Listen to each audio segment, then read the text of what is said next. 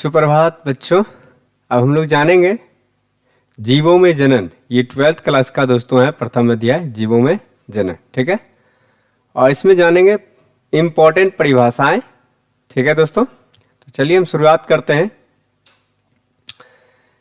कि जीव के जन्म से उसके प्राकृतिक मृत्यु तक का जो काल होता है, यानी जो अवधि होता है, काल कहें या अवधि कहें, ठीक है, उसको क्या बोलते हैं? जीवन अवधि बोलते हैं। क्या कहते हैं दोस्तों? उसको जीवन अवधि कहते हैं। ठीक है दोस्तों, आप याद रखिएगा कि जीवन अवधि किसे कहते हैं। तो जीवों के जन्म से लेकर प्राकृतिक मृत्यु के बीच की अवधि को क्या कहेंगे? जीवन अवधि कहते हैं। जीवन अवधि एक दिन से लेकर के कुछ हजार वर्षों तक हो सकता है। किसी का एक दिन, किसी का 2 दिन, किसी का 1 सप्ताह, 2 सप्ताह, किसी का हजारों वर्ष हो सकता है। प्रत्येक जीव का जो यानी मृत्यु होती है वो निश्चित होती है। ठीक है, यानी कोई भी जीव पृथ्वी पर जन्म लिया तो वो मृत्यु को प्राप्त करेगा ही। ठीक है दोस्तों,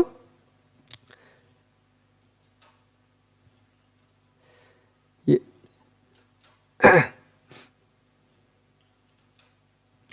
यानी हम जानेंगे आप दोस्तों कि जैसे हम जाने कि पृथ्वी पर कोई भी जीव जन्म लेता है तो वो मृत्यु को प्राप्त करता है, लेकिन कुछ ऐसे जीव हैं, ठीक है, कुछ ऐसे जीव हैं जो इस पृथ्वी पर हमेशा के लिए बना हुआ रहता है। जैसे एक कोशिकीय जीव।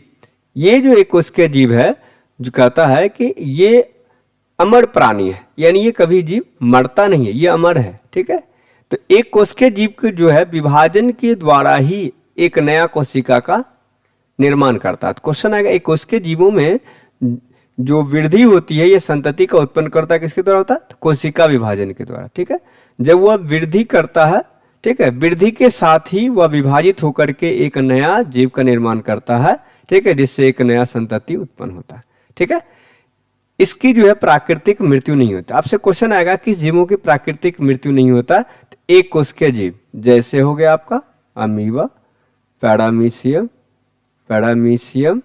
ठीक है दोस्तों, ये सभी जीव जो है, ठीक है, ये मरता नहीं है, इसकी मृत्यु नहीं होती है। ठीक है दोस्तों, इसमें जानेंगे जैसे दोस्तों अभी हम बात किए थे संतति। संतति मतलब किसी जीव द्वारा, यानी किसी जीव द्वारा, ठीक है, द्वारा जो जीव उत्पन्न होता है, जो जीव उत्पन्न होता है उसे क्या कहते हैं?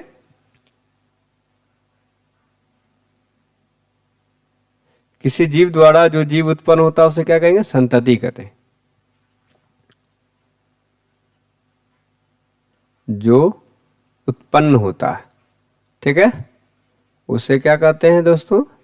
संतति कहते हैं। ठीक है, अब संतति में जानेंगे दोस्तों कि इसमें कि जनक किसे कहेंगे? जनक, ठीक है, जो एक नया जीव को उत्पन्न करता है, जो एक नया जीव को उत्पन्न करता है उसे क्या कहते हैं? जनक कहते हैं। इसके प्रकार कितने होते हैं दोस्तों? 2 होते हैं, एक नर एक मादा। ठीक है दोस्तों,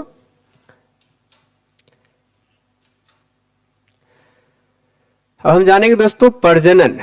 प्रजनन यानी जनन क्या है? ठीक है, तो जिस क्रिया के द्वारा, यानी ये क्या है? क्रिया है, जिस क्रिया के द्वारा, ठीक है, कोई जीव अपने जैसा, ठीक है, अपने जैसा संतान उत्पन्न करता है, संतान उत्पन्न करता है,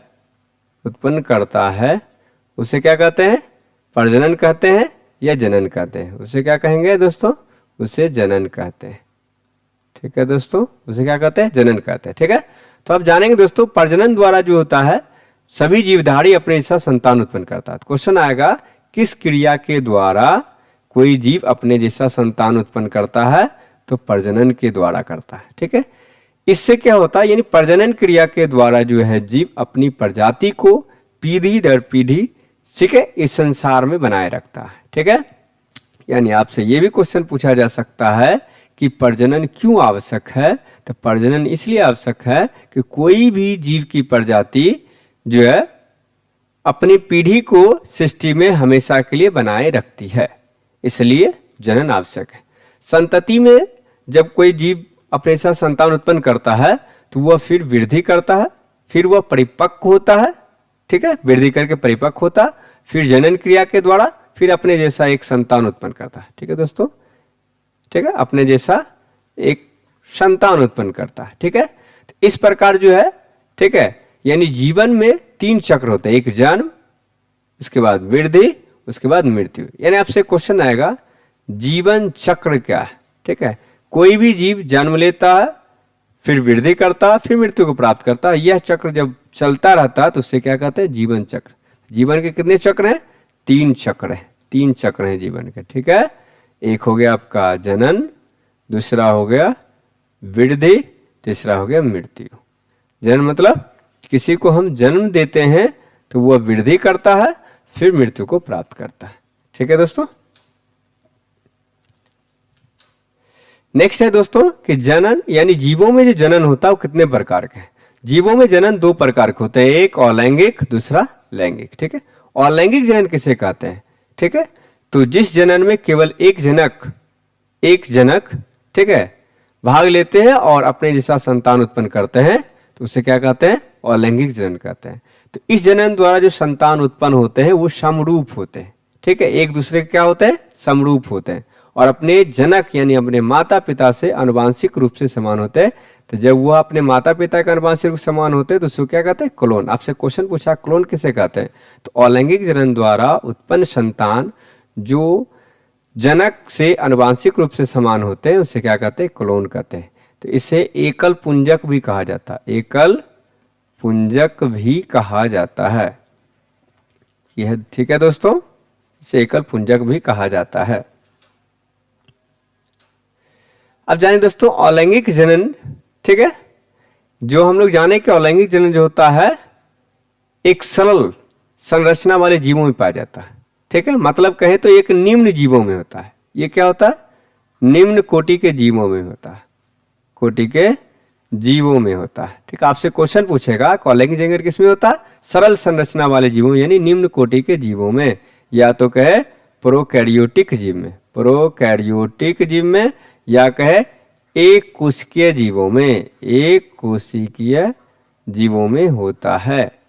ठीक है दोस्तों, जानते हैं दोस्तों कि एक कोशिकीय जीव को होता है, प्रोटिस्टा संघ के और मोनेरा संघ के जो जीव होते हैं वो एक कोशिकीय जीव होते हैं। ठीक है दोस्तों, तो इसमें इस संघ के जो जीव होते हैं उसमें अलैंगिक जनन होता है। ठीक है, जैसे अमीबा, पैरामीशियम, इसमें द्विखंडन विधि द्वारा जनन होता है। आपसे क्वेश्चन आएगा द्विखंडन विधि द्वारा जनन किसमें होता है, अमीबा में। ईस्ट और हाइड्रा में किसके द्वारा जन्म होता है, तो इसमें यानी मुकुलन द्वारा होता है जनन। किसके द्वारा होता है, मुकुलन द्वारा होता है दोस्तों जनन। ठीक है दोस्तों, अब हम जानेंगे दोस्तों कि इसके द्वारा जो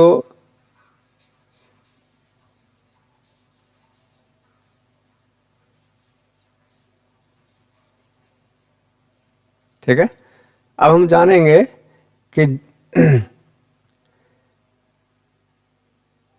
मलेरिया का जो परजीवी है जिसको हम लोग क्या कहते हैं, यानी प्लाज्मोडियम, इसमें आएगा मलेरिया का परजीवी का नाम क्या है, प्लाज्मोडियम है। ठीक है दोस्तों, और ये प्लाज्मोडियम कहाँ पाया जाता है, तो मलेरिया का जो वाहक है, मलेरिया का वाहक कौन है, मच्छर है, उसमें पाया जाता है। ठीक है, इसमें जो जनन होता है वो बहुविखंडन द्वारा होता है। किसके द्वारा होता है, बहुविखंडन द्वारा होता है। शैवाल में जनन किसके द्वारा होता है, बीजाणु द्वारा होता है, और कवक में भी जनन बीजाणु द्वारा होता है। ठीक है, यानी फंजाई में जो बीजाणु जनन होता है वो कोनिडिया द्वारा होता है। ठीक है, आपसे क्वेश्चन आएगा कोनिडिया द्वारा जनन किसमें होता है, तो पेनिसिलियम में होता है, पेनिसिलियम। ठीक है, पेनिसिलियम में होता है। ठीक है, ठीक है, याद रखिएगा दोस्तों। ठीक है, और ये सभी अलैंगिक जनन के विधि हैं। क्या है दोस्तों, ये सब अलैंगिक जनन के विधि है। ठीक है, अब जानेंगे दोस्तों कि अलैंगिक जनन की एक और विधि है जो पादप में जन्म होता है। क्या होता है, पादपों में केवल होता है, जीवों में नहीं होता है। ठीक है, हम जानेंगे, जिसको हम बोलते हैं कायिक प्रवर्धन, कायिक जनन। ठीक है दोस्तों, तो यह जनन जो है केवल पादपों में होता है। यह जनन किसमें होता है, केवल पादपों में होता है, जीवों में नहीं होता। तो क्वेश्चन आएगा केवल पादपों में होने वाला जनन कौन सा है, ठीक है, कायिक जनन है। ठीक है दोस्तों, कहता है इसमें पादप का कोई भी भाग पौधे से पृथक होकर नया पादप बनाता है। जैसे आलू के कंद होंगे, यहाँ पे कंद होगा दोस्तों, इसमें कंद होगा। ठीक है, कंद। ठीक, अदरक हल्दी के प्रकंद, प्रकंद। ठीक है, प्याज लहसुन लीली में सल के कंद, केवड़ा बैग में बुलबिल द्वारा, ब्रायोफिलम में पत्र कलिका द्वारा, इसमें पन्न कलिका मतलब पत्र कलिका, दूब घास में ऊपरी भूस्थारी इत्यादि द्वारा जनन होता है। तो आप ये कह सकते हैं कायिक प्रबंधन क्या होता है। तो पादप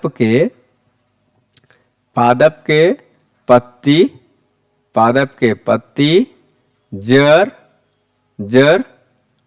एवं तना द्वारा एक नया पादप विकसित, एक नया जीव या एक नया पादप विकसित होने की प्रक्रिया कायिक जनन कहलाता है। यानी पौधे के जड़, तना एवं पत्ती अंग द्वारा एक नया जीव या एक नया पादप विकसित होता है, उसे क्या कहते हैं, कायिक जनन कहते हैं। तो कायिक जनन केवल किसमें होता है, केवल पादपों में होते। और इसके प्रकार कितने हैं, कायिक जनन के प्रकार दो हैं, ठीक है। एक होता है प्राकृतिक और दूसरा होता है कृत्रिम, ठीक है दोस्तों, ध्यान रखिएगा। अब जानेंगे दोस्तों लैंगिक जनन के बारे में। तो लैंगिक जनन जो है ये उच्च कोटि के जीवों में होता है, उच्च कोटि के जीवों में, ठीक है, उच्च कोटि के जीवों में, यानी कहे तो बहुकोशिकीय जीवों में, बहुकोशिकीय जीवों में, ठीक है। यानी ये भी नहीं समझ में आता दोस्तों, आप ये कह सकते हैं कि जो, ठीक है, जो जीव अपना जो है पोषण स्वतः प्राप्त कर रहा है, ठीक है, दूसरे से, स्वतः दूसरे से, यानी अपना खुद निर्माण नहीं कर रहा, दूसरे से प्राप्त कर रहा। प्राप्त मतलब समझ में आ गया दोस्तों, दूसरे से प्राप्त कर रहा, अपना खुद निर्माण नहीं कर रहा। यानी बहुकोश के जीवों में, यानी उच्च कोटि के जीवों में लैंगिक जनन होता है। यानी इसमें कहता है कि वैसे जनन जिसमें दो विपरीत लिंग वाले जीव नर और मादा भाग लेते हैं उसे क्या कहते हैं, लैंगिक जनन। इसमें नर और मादा, ठीक है, जीव भाग लेते हैं, ठीक है। और ये दोनों जीव जो होते हैं दो अलग अलग युग्मक का निर्माण होता है। क्या होता है, युग्मक का, एक नर युग्मक एक मादा युग्मक इसमें भाग लेता है, ठीक है। तो युग्मक क्या होता है, अब पहला क्वेश्चन आया, युग्मक क्या है, गैमीट क्या है, ठीक है, जो जनन क्रिया में, ठीक है, जो जनन क्रिया में भाग लेता है उस इकाई को, ठीक है, उस इकाई को क्या कहते हैं, युग्मक कहते हैं, ठीक है। यानी जनन क्रिया में भाग लेने वाला इकाई क्या कहलाता है, युग्मक कहलाता है। युग्मक के प्रकार कितने हैं दोस्तों, युग्मक के प्रकार दो हैं, एक नर एक मादा। लेकिन नर जो युग्मक होता है वो गतिमान होता है, ठीक है दोस्तों, यानी अस्थायी होता है। और ये जो होता है मादा युग्मक ये अस्थायी होता है, एक ही जगह रहता है, ठीक है। नर युग्मक मादा युग्मक तक पहुंचती है, ठीक है। तो नर और तथा मादा युग्मक के मिलने की क्रिया क्या कहलाता है, निषेचन कहलाता है। क्या कहलाता है दोस्तों, निषेचन कहलाता है, ठीक है। निषेचन के प्रकार कितने हैं दोस्तों, तो निषेचन के प्रकार कितने हैं, दो हैं, एक आंतरिक और एक बाह्य। तो आंतरिक, जब युग्मक का नर एवं मादा युग्मक का संलयन शरीर के अंदर होता है उसको आंतरिक निषेचन कहते हैं, और जब नर एवं मादा युग्मक का संलयन शरीर के बाहर होता है उसको बाह्य निषेचन कहते हैं। आंतरिक निषेचन किसमें होता है, तो मानव में होता है, बंदर में होता है, पशु पक्षी में होता है, ठीक। और बाह्य निषेचन किसमें होता है दोस्तों, जलीय जीवों में होता है, ठीक है दोस्तों, ठीक है। अब आगे हम जानते हैं जो दोस्तों जायगोट क्या है, जायगोट क्या है, ठीक है। यानी निषेचन क्रिया के बाद बनने वाले द्विगुणित कोशिका को, निषेचन क्रिया के बाद बनने वाले द्विगुणित कोशिका को जायगोट यानी युग्मनज कहते हैं, ठीक है। कहता है जब जायगोट का निर्माण होता है तो जायगोट वृद्धि करके, ठीक है, फिर विभाजित हो जाता है और विभाजित होने के बाद एक नया जीव का निर्माण होता है। तो आपसे ये भी क्वेश्चन पूछाता है एक नया जीव का उत्पत्ति कैसे होता है, ठीक है। तो आप बताइएगा, लैंगिक जनन क्रिया में नर और मादा युग्मक भाग लेते हैं, ठीक है, तो उस क्रिया को कहते हैं निषेचन। और निषेचन क्रिया के बाद क्या होता है, युग्मनज का निर्माण होता है जो वृद्धि करके विभाजित होकर के एक नया जीव का निर्माण करता है। इस प्रकार लैंगिक जनन में एक नया जीव की उत्पत्ति होती है, ठीक है। प्राणी में कौन सा जनन होगा, यानी मानव में लैंगिक जनन, ठीक है दोस्तों। यानी ये उच्च श्रेणी के जीव हैं और उस श्रेणी के जो पादप होंगे उसमें अलैंगिक जनन होगा। लेकिन ये पुष्पी पादप की बात करेंगे तो पुष्पी पादप में लैंगिक जनन होता है दोस्तों, ये हमेशा याद रखिएगा, ठीक है दोस्तों। आज के लिए इतना ही दोस्तों, फिर मिलेंगे नेक्स्ट वीडियो में।